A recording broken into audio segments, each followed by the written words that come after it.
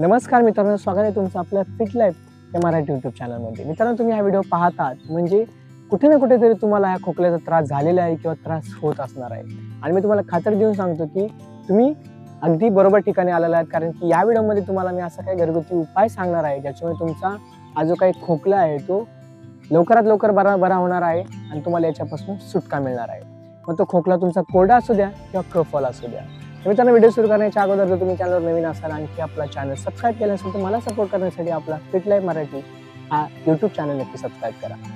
मित्रांनो, हा उपाय करण्यासाठी, हे औषध बनवण्यासाठी आपल्याला 6 महत्त्वाचे इन्ग्रेडियंट लागणार आहे, म्हणजे की पदार्थ लागणार आहे। त्यातलं पहिलं इन्ग्रेडियंट म्हणजे काळी मिरी, म्हणजेच की ब्लॅक पेपर। तर ही काळी मिरी काय करते, तर तुमचा जे काही कफ चिकटलेला असतो तुमच्या छातीमध्ये तो पातळ करून तो बाहेर काढण्यासाठी या काळी मिरीचा खूप फायदा होतो।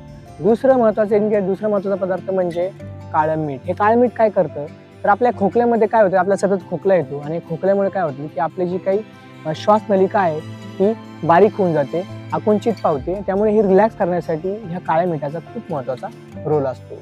तिसरं लागणार आहे आपल्याला अजवाईन, म्हणजेच की ओवा। चौथा पदार्थ लागणार आहे आपल्याला छोटी इलायची। पाचवा महत्त्वाचा पदार्थ आपल्याला लागणार आहे ते म्हणजे अद्रक, म्हणजेच की जिंजर। हे अद्रक काय करतं, इन्फेक्शन कमी करण्यासाठी अद्रकचा खूप फायदा होतो। त्याचबरोबर कफ कमी करण्यासाठी सुद्धा अद्रकचा फायदा होतो। आणि 6वा महत्त्वाचा पदार्थ लागणार आहे आपल्याला गूळ, आणि तोही नॅचरल गूळ।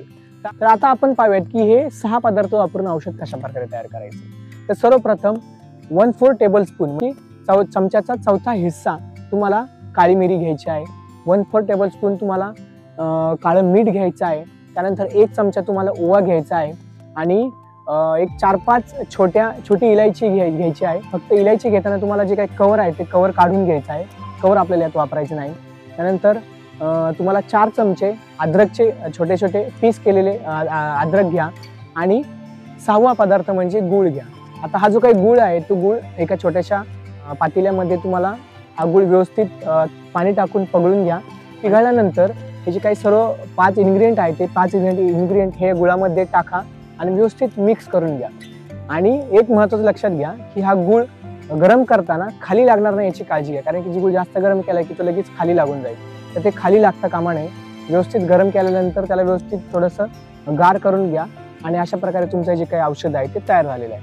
आता हे औषध कशा प्रकारे घ्यायचं, तर औषध घेण्यासाठी तुम्हाला अर्धा चमचा दररोज सकाळी आणि संध्याकाळी घ्यायचं आहे। सकाळी तुम्ही कधीही घेऊ शकता, फक्त संध्याकाळी घेताना लक्षात घ्या की झोपण्याच्या अगोदरच घ्यायचं आहे, इतर वेळेस नाही घ्यायचं। तर अशा प्रकारे तुम्हाला औषध घेतल्यानंतर कोमट पाणी त्याच्यावर तुम्हाला घ्यायचं आहे। औषध घेतल्यानंतर थंड पाणी घ्यायचं नाही, त्याचबरोबर सिगरेट नको, त्याचबरोबर आंबट तुम्हाला काही खायचं नाही। अशा प्रकारे तुम्ही हे औषध घेऊ शकता। आणि आता हे जे काही औषध आहे ते तुम्ही 10 वर्षाखाली मुलांना नाही द्यायचं आहे। 10 ते 16 वर्षापर्यंतच्या मुलांना तुम्हाला 1/4 टेबलस्पूनच औषध वापरायचं आहे आणि 16 वर्षाच्या पुढील लोक अर्धा चमचा सकाळ संध्याकाळ वापरू शकता। जर तुम्हाला खूप जुना खोकला असेल तर तुम्ही 3 ते 7 दिवस घेऊ शकता। त्यानेही तुम्ही राहिला नाही तर तुम्ही पुढे 21 दिवस किंवा महिनाभर सुद्धा ते वापरू शकता। तर आता जर एखाद्याला जास्तच खोकला येऊ लागला तरी सुद्धा तुम्ही लगेच अर्धा चमचा हे जे काही औषध आहे तुम्ही घेतलं तरी चालणार आहे।